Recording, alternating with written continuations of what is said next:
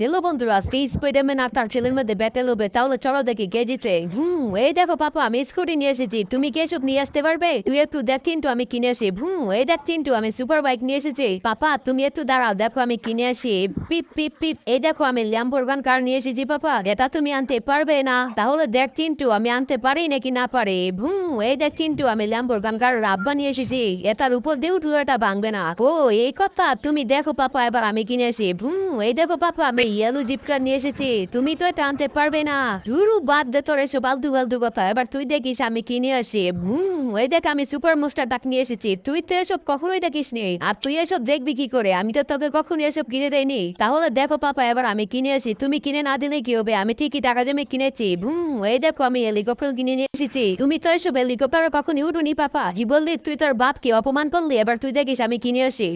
ওই দেখ আমি উড়োজাহাজ নিয়ে এসেছি, আর তোর ছোট হেলিকপ্টারটাকে আমি ভেঙে দিয়ে